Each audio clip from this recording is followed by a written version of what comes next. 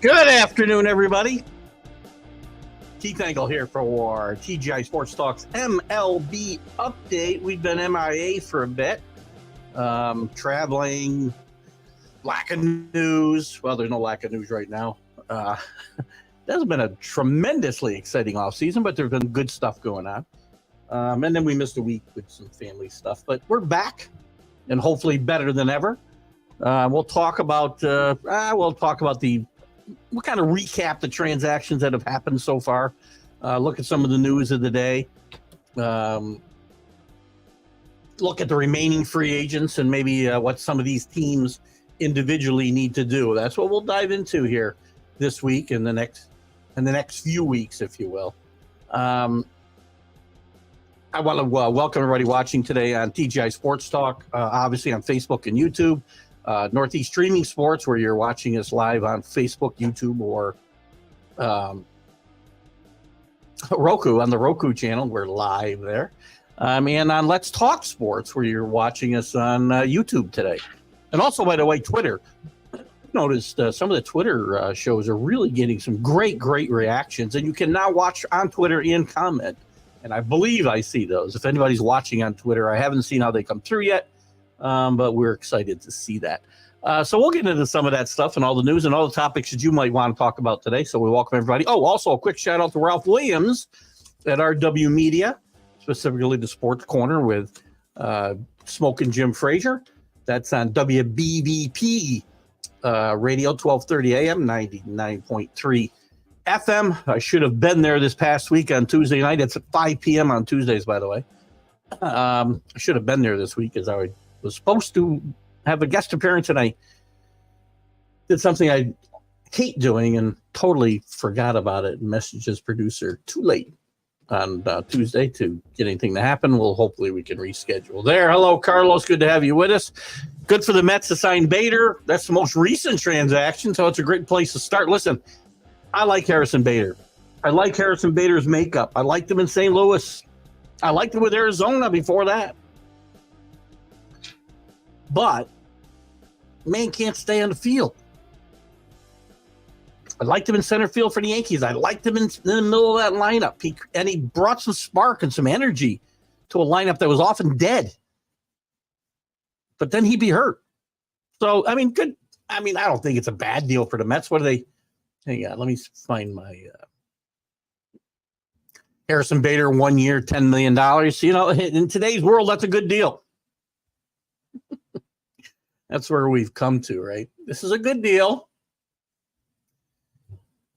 Mets don't give up anything. So look at it. I mean, he fits in that outfield, I think, pretty well. I mean, again, were there other options? Probably. The Mets have made it clear they're looking for bargains, I think, this year anyway. We'll talk a little more about the Mets and the Yankees' needs still. I mean, both of these teams have serious issues in the starting rotations and or bullpens. I'm not happy. I'm not crazy about the what's left for the Yankees to go after. I'm not a big Blake Snell fan. I think he's soft. I do not think he can pitch. Again, it's funny. I got into a bit of a discussion with one of the followers of the show, and he tends to message me directly, which is fine. I love interacting with the fans. But the man argued with me incessantly last year when I said Carlos Rendon was a bad fit for New York. The contract was a bad contract, which will happen with Snell, by the way, because they're going to have to overpay now because here's supply and demand. We'll look at the players that are left here in a little bit. I mean, Snell, I don't think has the same kind of injury history as Rondon did, but I just look at him as a soft player and somebody who's going to struggle in New York. He's pitching Tampa, he's pitching San Diego. Those are two totally different places than New York City. I get in this argument with Jack Hirsch. He doesn't believe it matters. Anybody can play anywhere. That's not true. And he wants to talk about the guys who have pitched well here. Well, guess what? I knew Garrett Cole could pitch here, or I was pretty sure. Isn't everybody? Roger Clemens can pitch anywhere. Some of these guys don't have the makeup to pitch here. I'm watching Yankees bring in guys like Eddie Lee Whitson for years. He's a poster boy. They come here, they get hurt, or they can't pitch. What do we got here? Carlos. Carlos is busy here today. Hoping he can stay away from JD Martinez and Turner. Turner, again, the Mets seem to have and there seems to be some mutual interest there, and it might be a good fit for them DH-wise. I don't know about playing the field anymore, but Turner, again, he's not the player that he was. The Mets gave up on him once when he became a great player. But,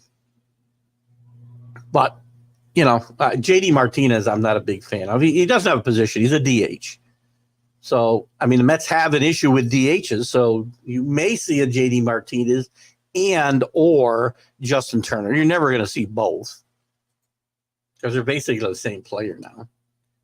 Bader allows the Mets to D up that outfield. I agree. I mean, he's a really good center fielder, and I'm guessing they'll move. I don't know if there's any talk about where they're probably move Nemo to left field. Which makes them, I think, even stronger. Nemo's a good defensive player, and he may be even better on the corners.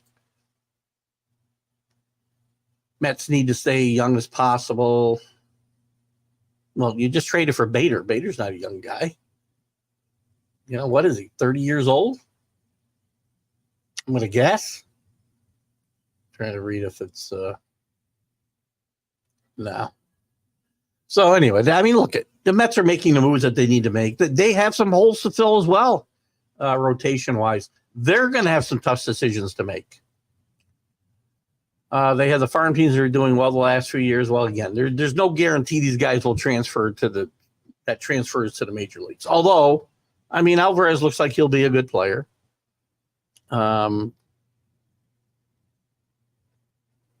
Steve Cohen is not going to sit on his wallet for the rest of his career as a Mets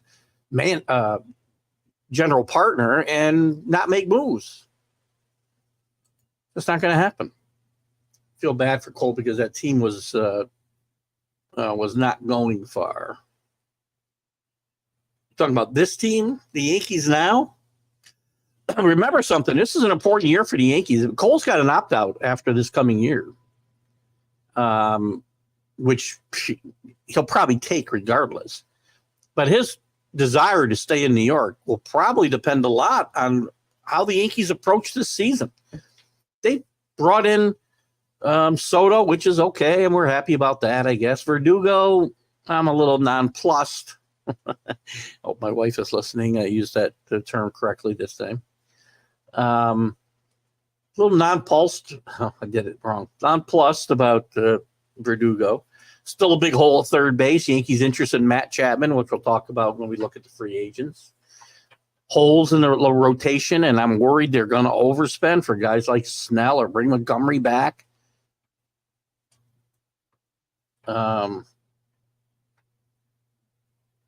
Listen, I like Clark Schmidt to be able to take a step forward. I hope Nestor is back healthy next year. That would be two big stepping stones towards, and Rondon actually can pitch. Don't hold out a lot of hope for that. Just saying. It's like having David Cone in later years for the Mets. Wow, what are you talking about here? Oh, you're talking about Cole? Cole with some bad Met teams. Worst team money can buy. If you haven't read the book, read it.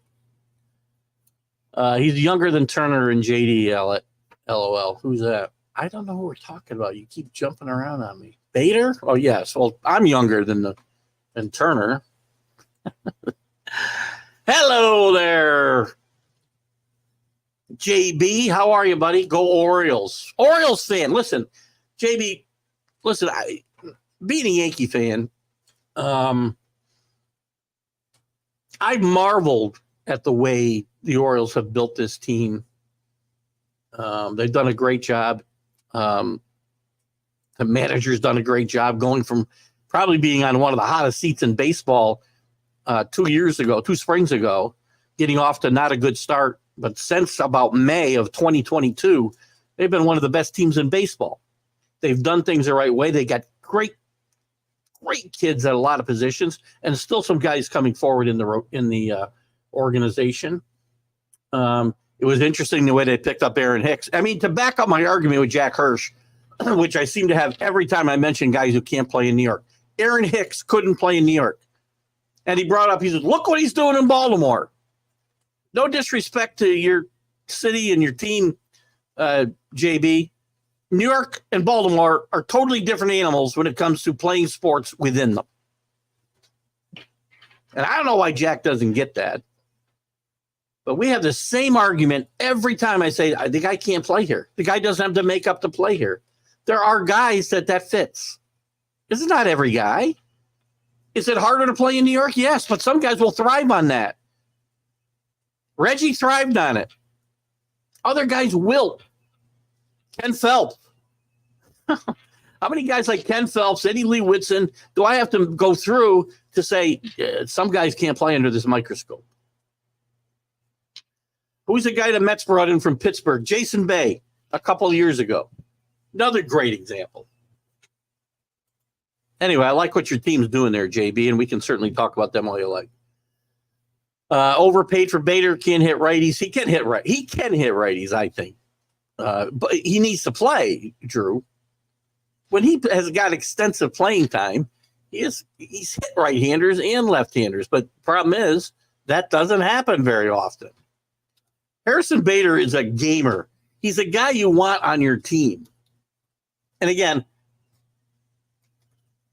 I need him in the lineup, though. The Yankees were better whenever Bader played the last 3 years. They could have used him. They might have made a big difference in the playoffs against the Astros 2 years ago. But, this is what it is. And I was just trying to look something up here quick while I was chatting. Somebody's stupid stats. Anyway, whatever. He gets dirty. He's a really good outfielder. He brings energy to he brought energy to a Yankee lineup that was dead and stale. And anytime he was in a lineup and playing well, it was a better lineup. Did they overpay it? It's $1 million. It's $10 million. Again, this is Steve Cohen. You have to overpay in New York these days. If you want to bring players in here, you've got to overpay. It doesn't matter where we're talking about the Yankees, the Mets, the Jets, the Giants, the Knicks, the Nets. You got to overpay. People don't necessarily want to play here. People think players are lining up to play in New York. They are not. O's can give up 5 starters and still have guys step up. They've got some good guys in the minors. So listen, I would take that team's future over my team's future right now any day of the week. They still need some pitching help. They've had a pretty quiet offseason in that regard, so we'll kind of see what happens. Great job with O's, but I want to see them step up and burn Tampa and Toronto. Orioles need to win playoff games now.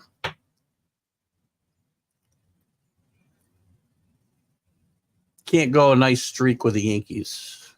Can't go. I'm missing. There's a word missing. Maybe can't go by a nice streak. Again, there's more to life than OPS against right-handers. Some guys bring more to the lineup than just a bat. His defense matters. The way he plays the game matters. The energy he brings to a lineup matters. Does he hit lefties better than righties? Well, sure.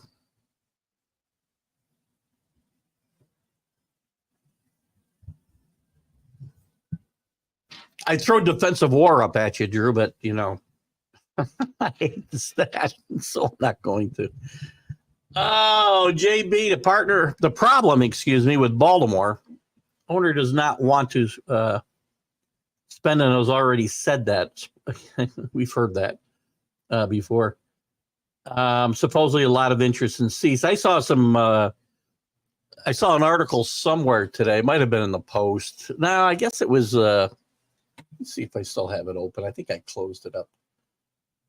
Somewhere I was reading some information on the Yankees, and this guy proposing trades, and He was proposing the Yankees bring in Cease, but they were going to trade Dominguez. They were going to trade Peraza. They were going to trade about 4 different kids. I wouldn't trade one of those guys for Dylan Cease right now. Another guy who's on the backside of his career in my mind.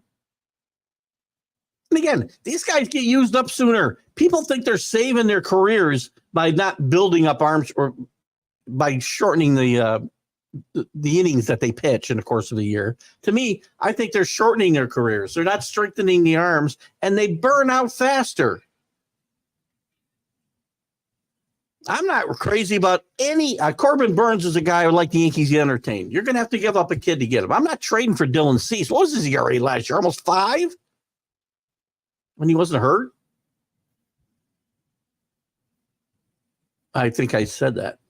I think Carlos was referring to position players, Drew. I think. If he wasn't, then he's wrong. But they certainly are weak at this. Well, they have been weak. That's been their Achilles heel the last couple of years, is lack of depth in the starting rotation. But it's also the Achilles heel of many teams.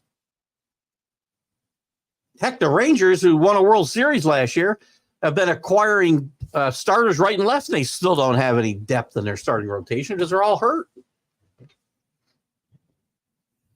Yankees have Cole and pray for rain for 4 days. I do think Clark Schmidt will step up. You need gamers. Tommy Pham, for example. Tommy Pham got traded and got to a World Series.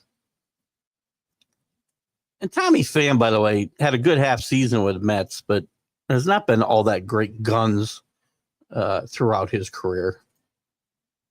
I did Bader, in fairness. The Times. We're talking a lot of riddles today, Carlos. Dylan Cease had another Giolito. I agree 100%. I said this with Rendon last year. The guy had 2 good years, 2 pretty good years with the Giants.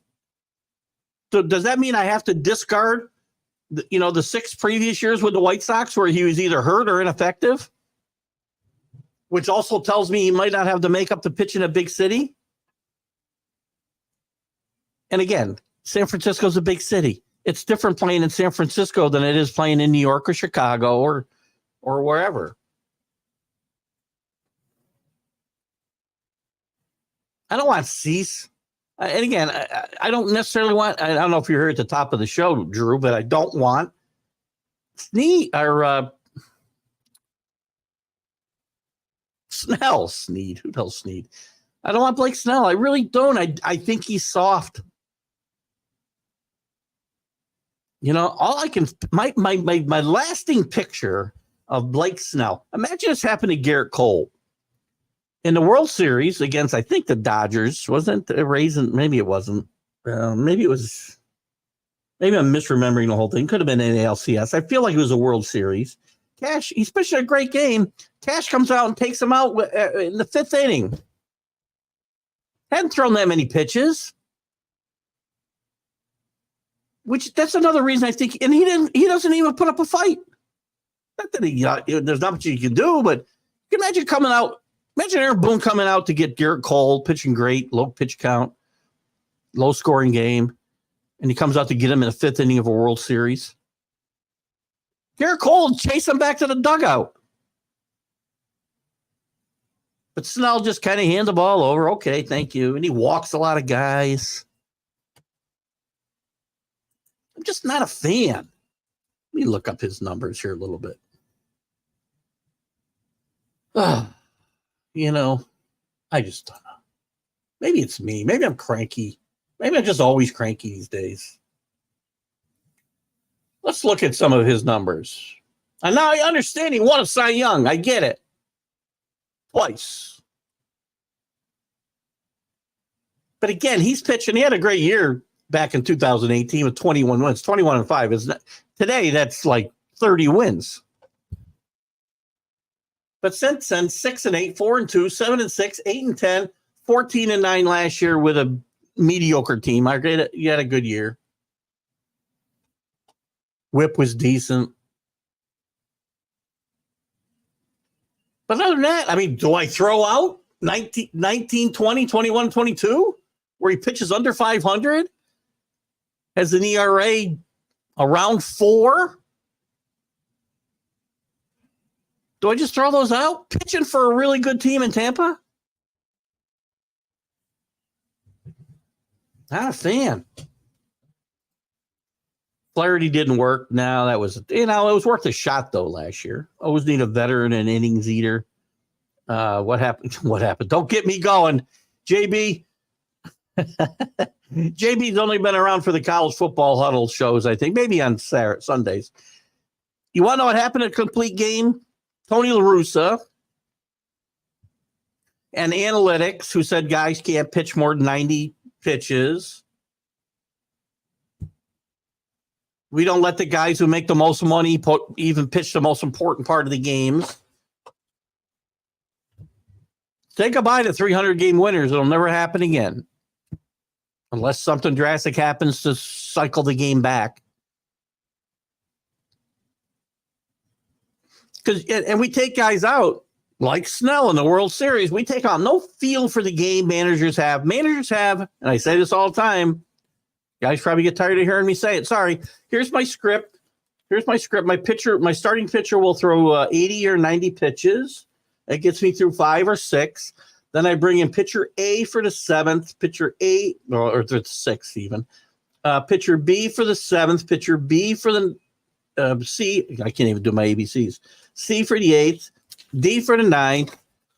Regardless of what the score of the game is, what the game situation is, how the pitcher's pitching, whether he's got a low pitch count.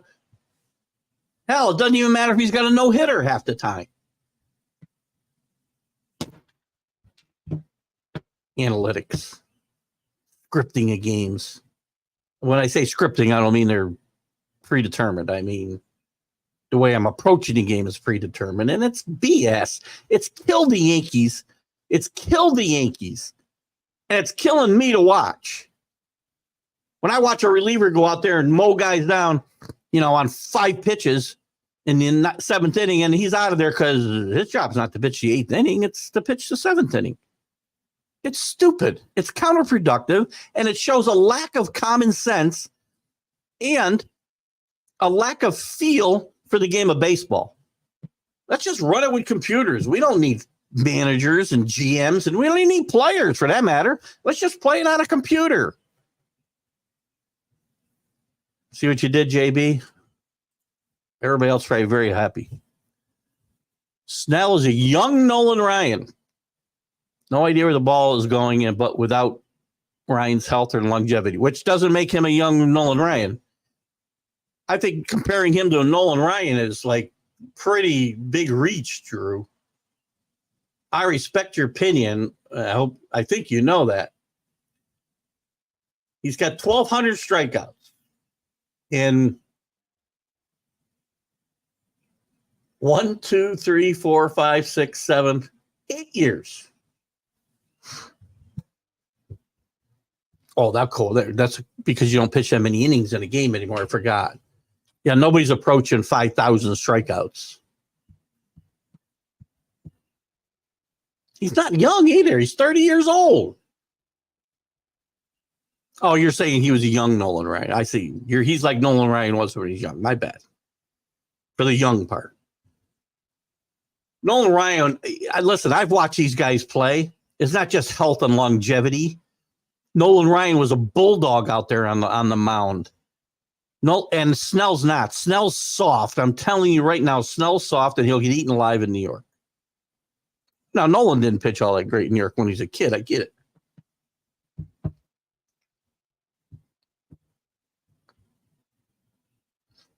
I'd compare him more to Dave Righetti.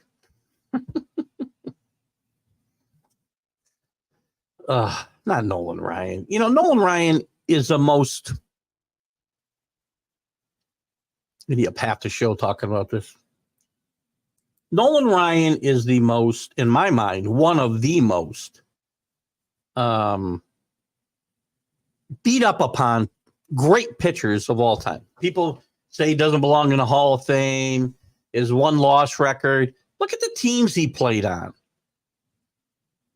And try and go out and tell me who else has got even close to 7 no-hitters. Nobody. One of them when he was like 45 years old. And he beat the crap out of a kid 22 years old. I love Nolan Ryan. I would love to have had Nolan Ryan on a lot of my teams. He's a guy that I want to go to battle with because he's going to do whatever he has to do to win. Now, it didn't always work out, but he was a bulldog, man. Snell's not 10% the pitcher he was in my mind. Snell gets you 5 a lot. Wow. I know that's sorry. I hope that's sarcasm, Carlos, and here's the problem. The Yankees have problems in the bullpen too. I'd rather go on the cheap or trade for Corbin Burns. Go on the cheap with the rest of my staff and go get Harrison Bader. Make that bullpen a freaking animal. If we can get healthy with Loizaga and Holmes Clay Holmes is not a closer, but he's an effective guy out of that bullpen. Give me Hader any day of the week.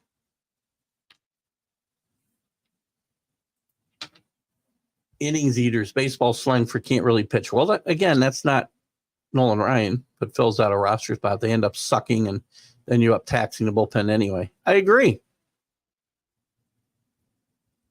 Innings eater. Today it's a misnomer because nobody eats up innings, really. Back in the 70s, man, there was a lot of guys who couldn't pitch. I think of guys like Mike Caldwell, right?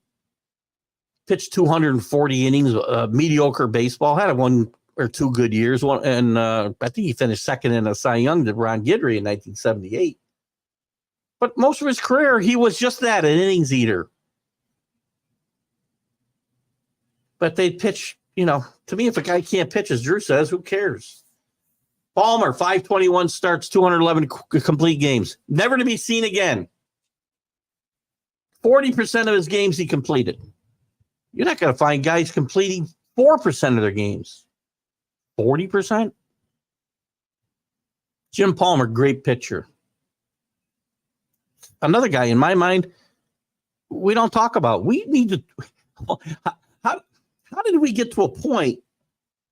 So I don't know who pitching coaches are modeling guys after anymore. It's not Ryan. It's not Palmer. It's these nibblers. Just go out and go after people like Palmer and Ryan and Catfish. So they give up some home runs. So what?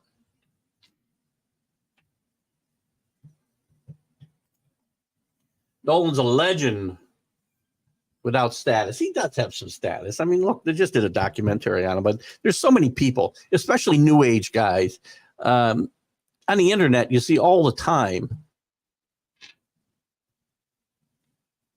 He doesn't belong in the Hall of Fame, doesn't compare with this guy, doesn't compare with that guy. Never gets respect that he deserves. I mean, you don't play that long and never really have to change your style.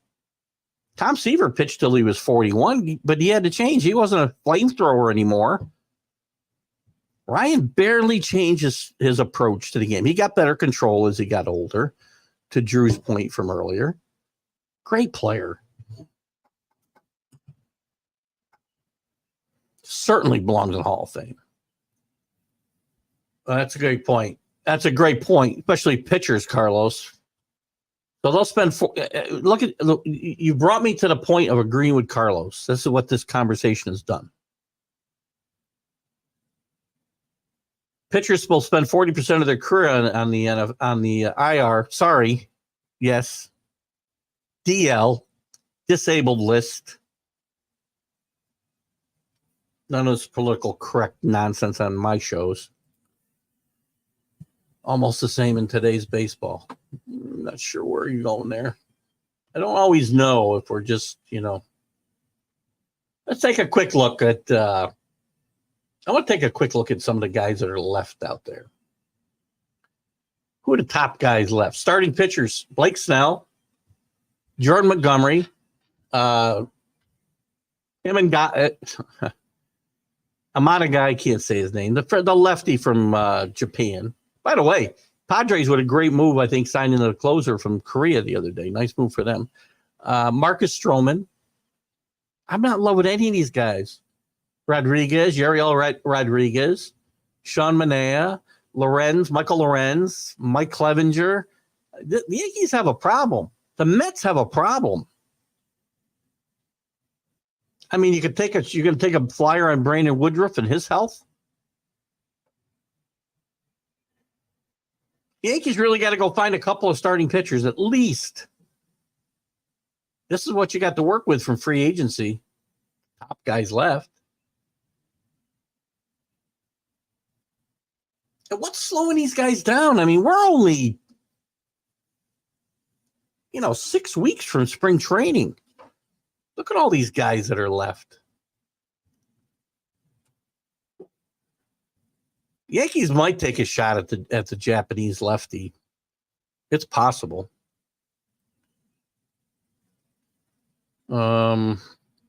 Relievers, Josh Hader. Again, I like Josh Hader. Jordan Hicks. Two really good guys, I think. I think they're the class of this bunch. And then you got Robert Stevenson. You got Chapman, who pitched okay for the Rangers last year. Hector Neris, David Robertson. A lot of these guys, their best days are behind them or they never had them. This is a very unimpressive list. If I'm the Yankees, I'm going out and getting Hader. I'm going out and getting Chapman, and we'll see it coming up here in a little bit.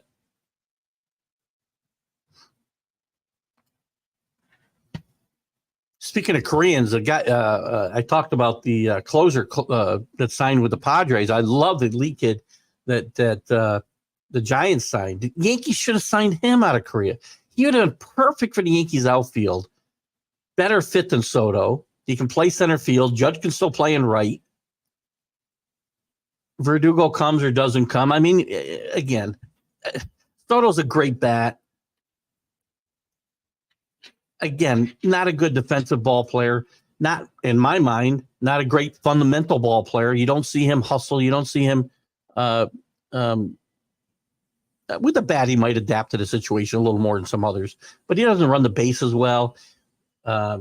He certainly, I've seen him turn a lot of doubles into singles and triples into doubles. The easiest thing to do, you don't need talent to run. You need a little coordination, no talent. 40% of the league doesn't do that. I'm sorry. More than that.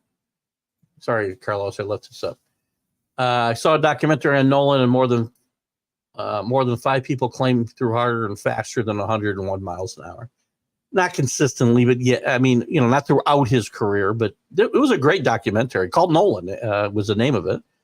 And I think you can catch it, I think, on Netflix. It's either on Netflix or Prime. It was really good. If you haven't seen it and you're a baseball fan, please watch it. JB, one of the best seasons ever for a pitcher. You don't even have to tell me who that was. As soon as you said 1978, I knew it was Ron Guidry. It was a great summer. My favorite season, by the way, is 1978. And Guidry, by the way, of those 25 wins, like 18 of them came after Yankee losses. That's a stopper. Pitched 1978 for a lot of reasons. I'm going off on tangents here today. But 1978 is one of my favorite seasons. Just the fact that the Yankees came from 14 and a half back, all the nonsense going around, Billy gets fired, Reggie gets suspended. Bob Lemon comes in, he's a calming influence, but the thing that really won it for the Yankees was the newspaper strike in New York. Then they played the iconic game, the Bucky F. and Dent game in Fenway, game 163. Nettles really saving the series in my mind. Game 2 at the stadium, Guidry's getting knocked all over the ballpark, walking the ballpark and giving up rockets everywhere. And Nettles makes about 5 plays that save about 5 runs. Best game I've ever seen out of a third baseman. Brooks Robinson or anybody else included. Sorry, JB. Robinson was tremendous. Greg Nettles, who I've talked about a lot, if Scott Rowland belongs in the Hall of Fame, Greg Nettles belongs in the Hall of Fame. I compare their numbers anytime. But Nettles turned that series around and saved the Yankees and saved Guidry that night. He was as good as Robinson was in 70. Giants just acquired Robbie Ray. Robbie Ray has had some good years. He's a very up and down guy, but he was very good 2 years ago, I want to say. Haniger goes back to Seattle. Right?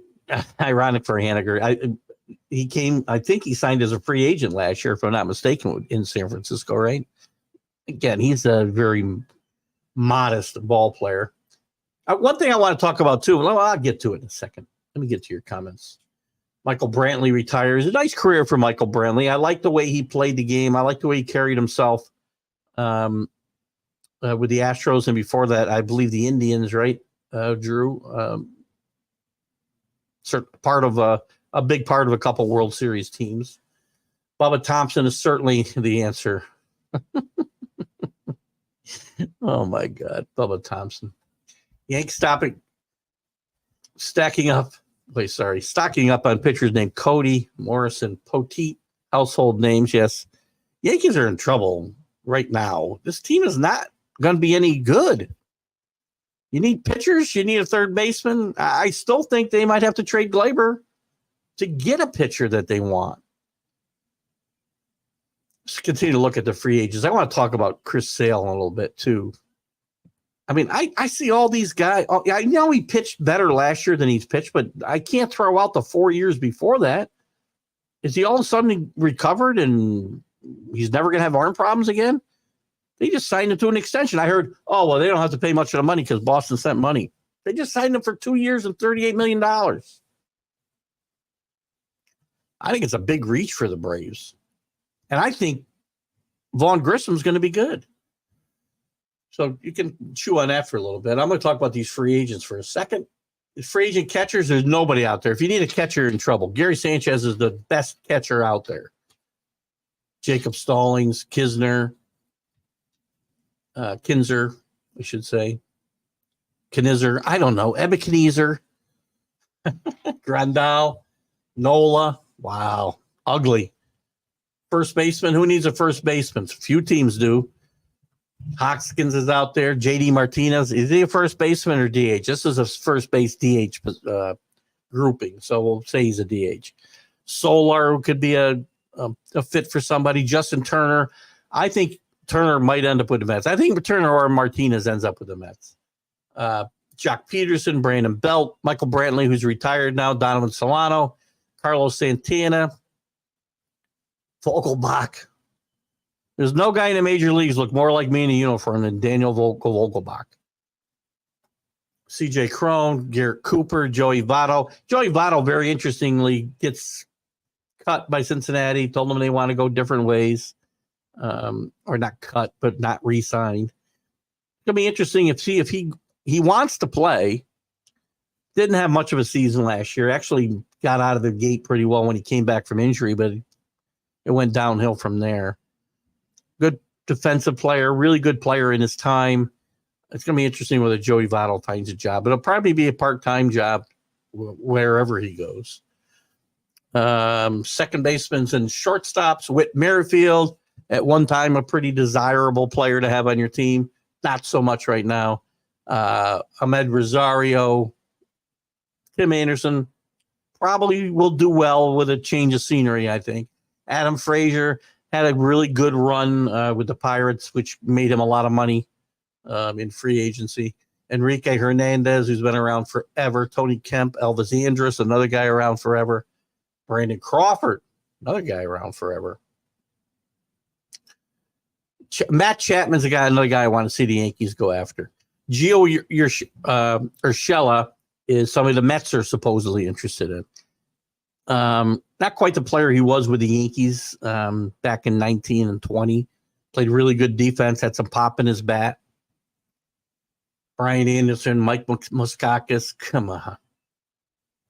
Boy, if you haven't filled out, Cody Bellinger hasn't signed yet. I'm very surprised about that. Mets might want to think that. Well, I don't think the Mets can go there now that they've signed Bader. Teoscar Hernandez, Tommy Pham, the guy Carlos mentioned earlier, Michael Taylor, Adam Duvall, big part of the Braves World Championship a few years back. Joey Gallo, the human wind machine. Bader's now signed. Robbie Grossman. Aaron Hicks. Speaking of the Orioles, they have not re-signed Aaron Hicks. Probably will not. He got off to a good start last year, but kind of faded from there. Gary Sanchez is the best player out there at catcher, right? That statement says it all about what's available for catchers. Wow.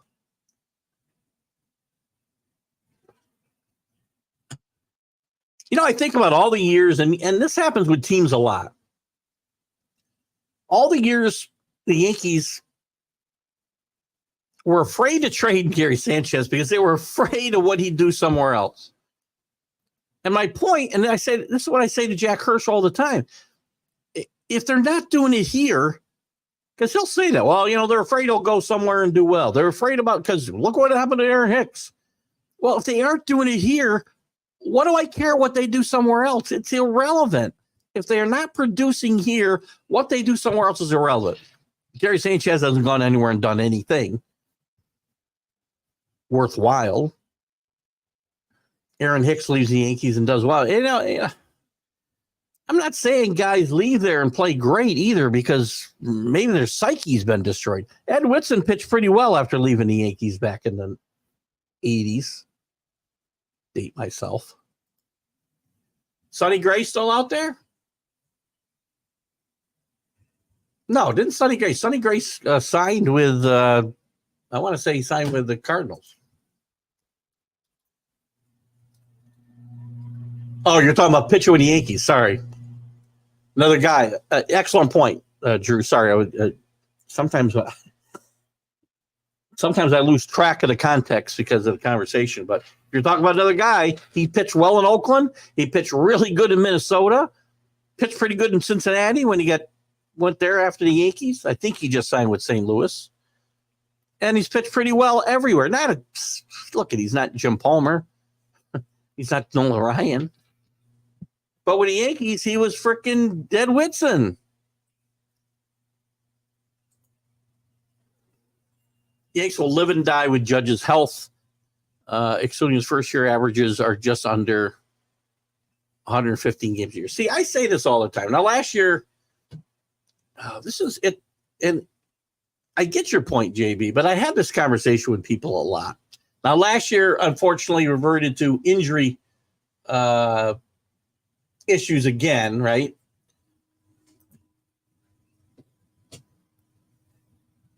Um,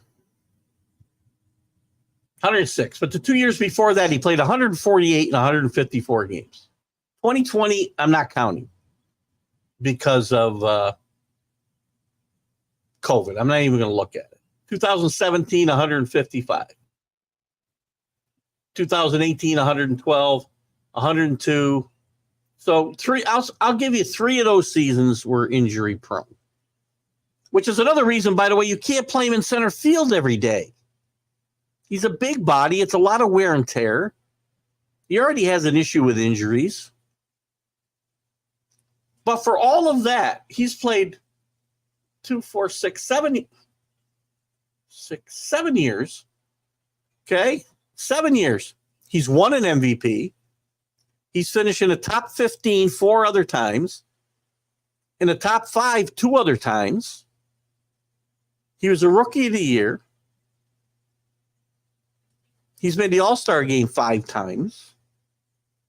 And you're right. They will live and die with Judge's health. But what they did and brought him in, they had to do. This is a far different. And now they're in a tough situation because of, Ohtani's $700 million contract and some other contracts that will get signed. What are you going to do with Soto? You can't pay Soto more than you're paying Judge, nor should they. And I don't even care if Soto's healthier or not. Judge means more to this team than Soto does. Or hurt. As far as winning games, he needs to be healthy for sure.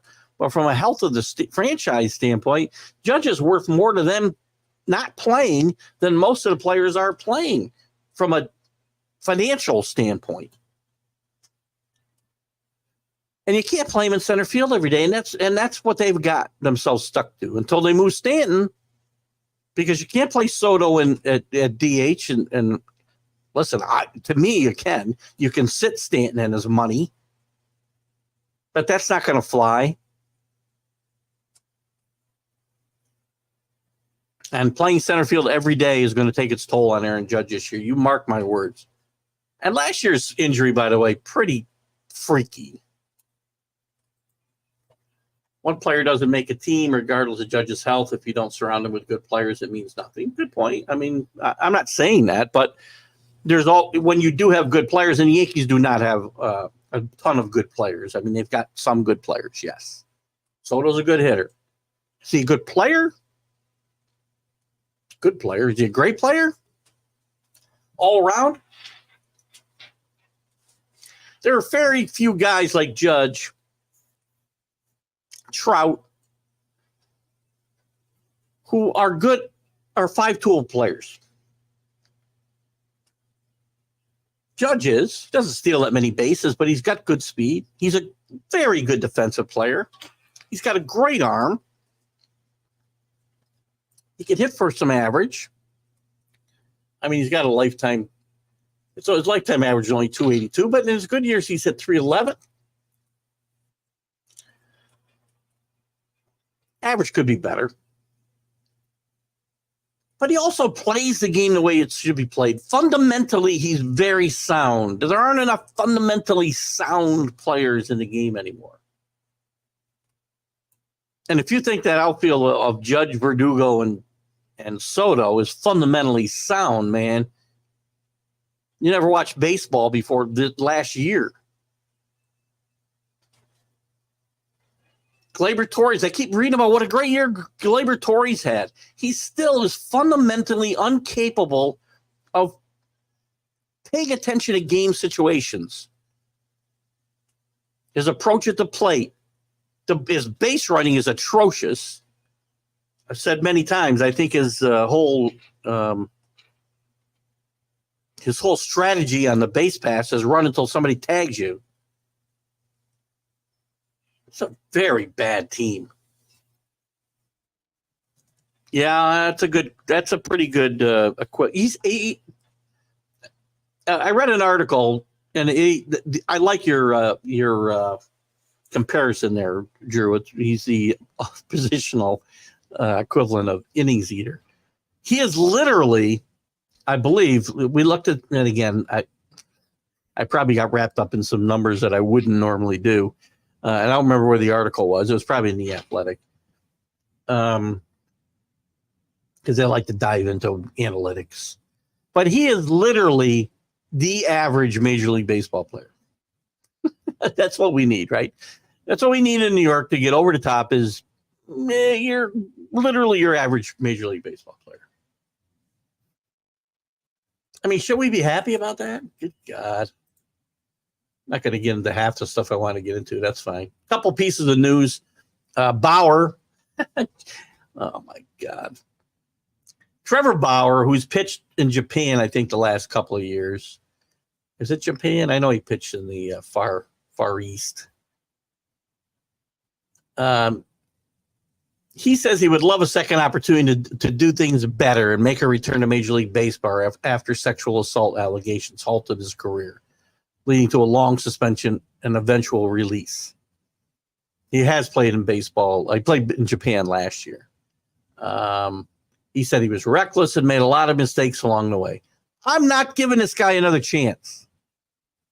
I don't care how good he is, and some idiot owner, because there's one stupid owner all the time, will. I can go, and again, I've said this 100 times. I've said it about Herman with the Yankees. I've said about other guys. You can do drugs. You can do alcohol. You can do a lot of things, and I'm going to give you a second chance, and I can forgive you. You lay your hands on a woman, I've lost all respect for you, and I'm not giving you another chance. You did, and here, this isn't just laying hands on a woman. He's sexually assaulting people.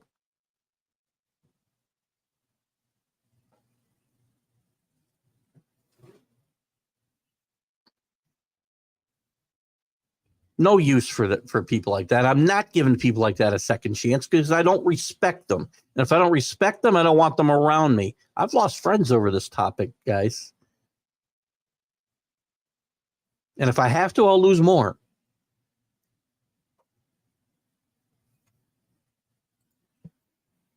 Oh, shut up. Come on. He was not set up. I hope you're saying he says that, because this guy is about. Imagine the Mets signed this guy 2 years ago, 3, whatever it was, more than that. When was he a free agent? 19? I don't remember. Mets were hot and heavy for him, as were a lot of teams. He's just a bad guy. Bad stuff follows this guy around. This isn't his first brush with trouble. And I don't think for a second he was set up. Not for a second. Oh, it came out in court. Did it? Did it really? No, what's he admitting to? I agreed to do things I shouldn't have done. It was reckless. It hurt a lot of people along the way. It made things very difficult for Major League Baseball, for the Dodgers, for my teammates, my friends, family, and people close to me. So I've done a lot of reflecting on that, and I've made a lot of changes in my life to address. What was he apologizing for, Carlos? Being set up? Asked if he was apologizing for his actions, he says, I'm certainly taking accountability for my role in this. I put myself in a lot of positions that have made things very hard for people, and I'm trying to be better. So he put himself in a position to get set up by this woman? Come on. This sounds a lot like, OJ wrote a book, said if I had done it. He needs to get more of a massage. That's what he needs, right. He needs the, what do we call that guy in Cleveland? I won't mention his name, Drew. What do we call him? The massage monster? I don't remember now. He needs him to be his wingman. Jesus. If that doesn't sound like a confession, I don't know what the hell is. Oh, God.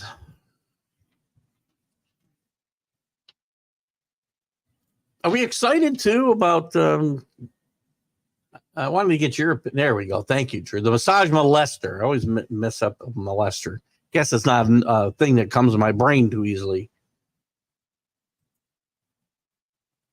I wouldn't sign Bauer. Nobody should sign Bauer, but somebody will. Because there's always one dumb owner. Always. God, it's just so frustrating that, we can't get it together. Oakland, who's moving, as we know, from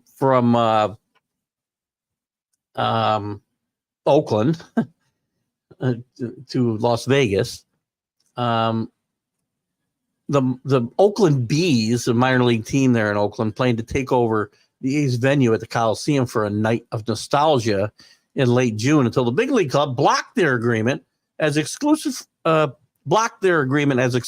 holders to the building for professional baseball. So they want to burn everything down before they go. You know what it is? The Bees would have attracted more fans than the A's do, and they don't want to be embarrassed. This ownership ought to be ashamed of themselves. And the city of Oakland does hold some responsibility for not supporting this team, even when they won. But the ownership has done nothing to try to win the last few years. They did nothing to improve the stadium situation. They want one built for them, like everybody does. I'll tell you once again, one privately funded stadium in all of major sports. You know where that is? The answer's right in front of you. He should just keep pitching in international leagues. He should just shut up and go away. Drew talking about Sale, moved to Atlanta. Very I don't get it. I understand and his numbers last year looked pretty good. Yankees lit him up, I think, a couple of different times.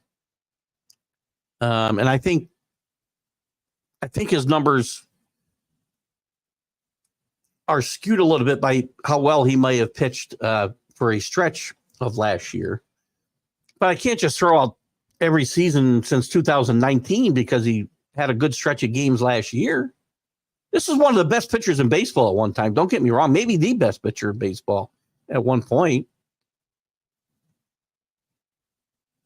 Very uncharacteristic for the Braves. And I think giving up on a guy like Vaughn Grissom might be a mistake as well.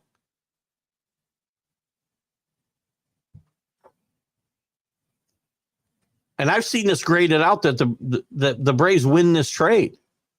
And I've seen Braves fans and on their message boards or their groups talking about how they got to steal. I mean, look at it. I know they're probably only counting on him in the back end of the rotation, right? Because they've got Strider, they've got Fried, they've got Morton.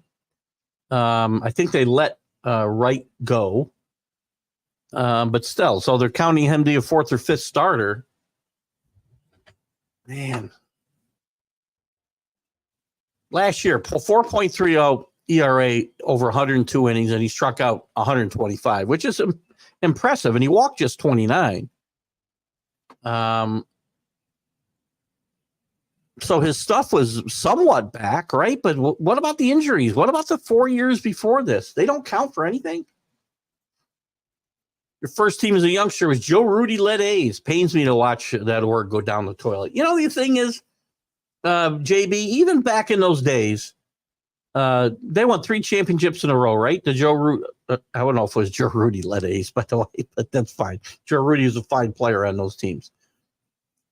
Bando Jackson might have something to say about that, even Campaneris. But Joe Rudy was a fine player. But even then, the fans didn't support that team. They did come playoff time.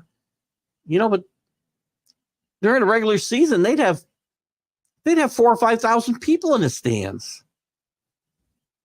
That was a great team. The only team in the last 50 years, 60 years, let's see, 60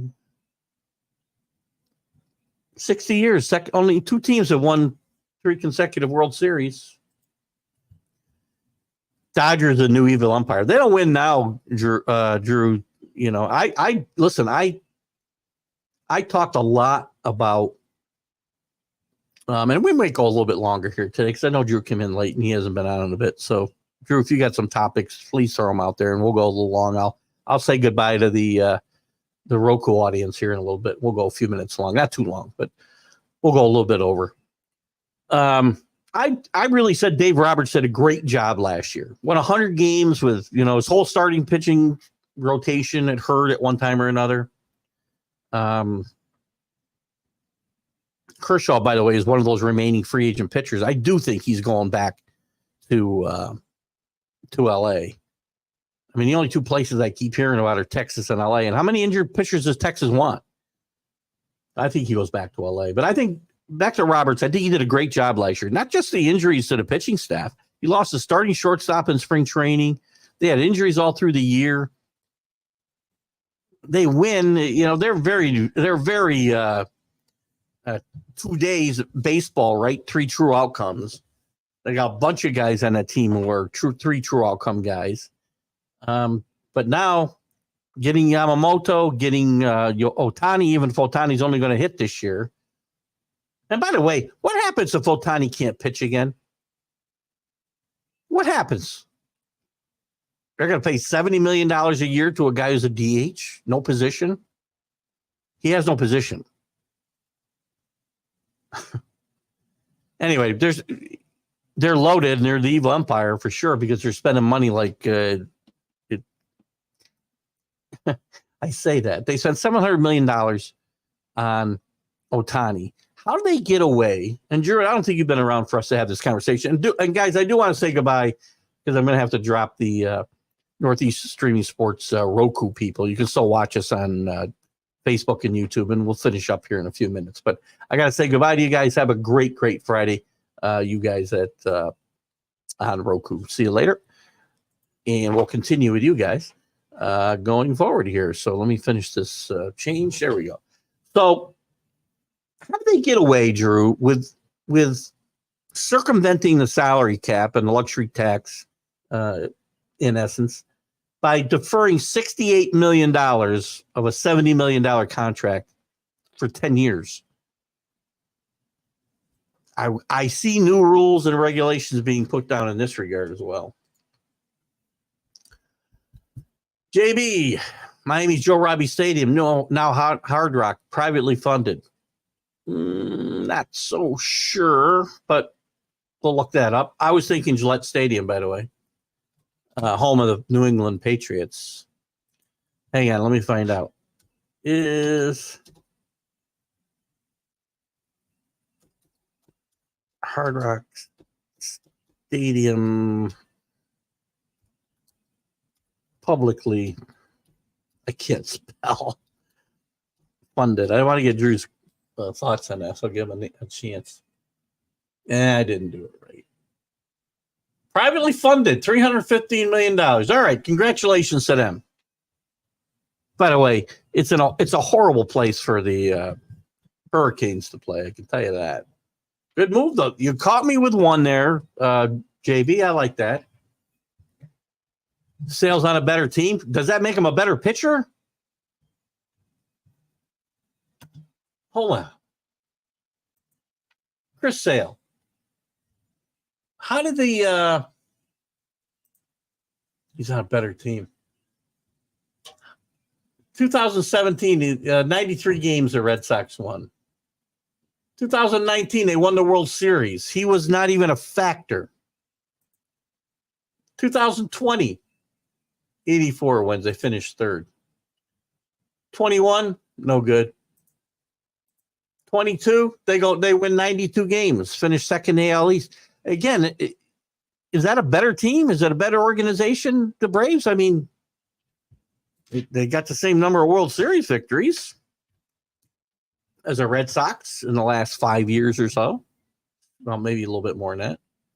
I guess 5 years. So it's not like he was pitching for the Colorado Rockies. He was pitching for the Red Sox. Injuries aren't going to be overcome by being on a better team in your mind. Oh, Mancini, listen, he's still Mark's doing great things. Got a lot of stuff going on. I feel bad I haven't chatted with him in a long time, much less had him on the show. And I know that he rubs people the wrong way. And there's times I've got to comment on his nonsense that he posts. He still thinks the Pirates are going to win a World Series before the Dodgers. I don't know in what league. Maybe if there's delegation, what do we call it, Carlos? Maybe if there's relegation and they get sent to AAA, they might win a World Series. That's okay. No, celebrate. Oh, by the way, Drew, happy birthday. Your birthday's coming up, I believe. I want to say tomorrow. I hope I got that right. But happy birthday to you, Drew. And we'll wish you a happy birthday again Saturday. You enjoy your early birthday with friends. And we'll see you on Sunday morning. But that's okay. We're not going to go much longer anyway. I got into very little. Mancini steak sandwiches and sports, right? JB, by the way, I think I was trying to find your podcast. I don't know. It's on X, Twitter. Is that where your stuff is? I know I followed I think I followed your feed today, and I wanted to find some of your podcasts to watch and share so we can help promote you a little bit. JB's got his own podcast, which is, of course, called Back It Up, the Back It Up Binge podcast. And JB's been really a good contributor to the show the last few weeks since he's found us here, and we really appreciate that. I was going to get into some other stuff. We'll probably get into it next week, but we'll back with baseball. It's probably baseball season for most of us football fans now.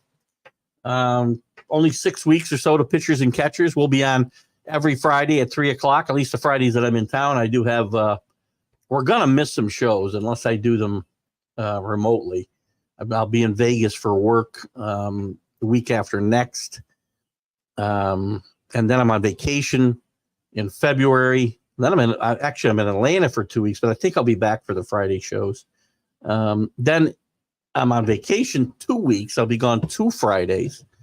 We may do a show that Friday and do it late. It won't be on 3 o'clock. It might be on later because we do get home on Friday afternoon. We're on a 2-week cruise. I'll be back that Friday afternoon.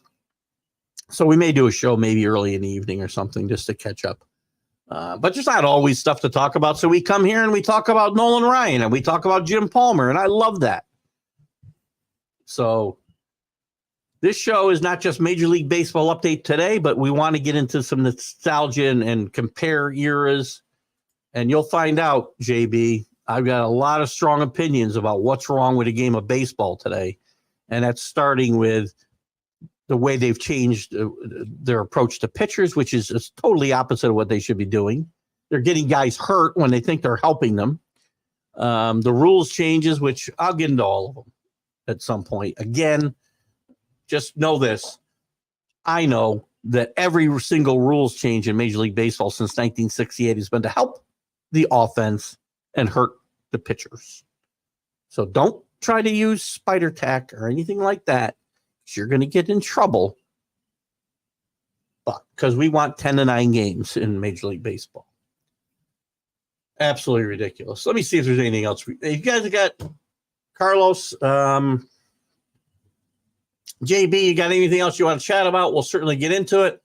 We got the Hall of Fame balloting coming up soon, by the way. Adrian Beltre should be a first ballot Hall of Famer. To be honest with you, he's the only guy I'd put in this year. He's the only guy. I've seen some articles advocating for Jimmy Rollins, advocating for Chase Utley. Come on. These guys were really good baseball players, not Hall of Famers. So I believe that's coming up here in the next couple of weeks. We got a lot of guys still not signed. We got a lot of work to be done by the Yankees, by the Mets, by the Red Sox. A lot of teams got a lot of work to do. And we're only 6 weeks from spring training. And more, it seems to me more and more every year we have these free agents lingering into spring training. Not sure what that's about, but we'll find out. Anyway, guys, we're going to wrap it up for today. Didn't get everything covered we wanted to, but we had some great conversation. JB, glad you joined us today. And Carlos, thank you. Drew, thank you. Happy birthday tomorrow. And we'll see you next week with the Major League Baseball update right here on TGI Sports Talk. And we'll see you Sunday with the Sunday Stream of Consciousness. Tune in then, 8:30 to 10:30 Sunday morning. And next Wednesday, we'll have the College Sports Huddle. And, of course, Are You Serious with the Mad New Yorker, Carlos Chavez, next Friday. Have a great, great, great weekend, guys. Bye-bye.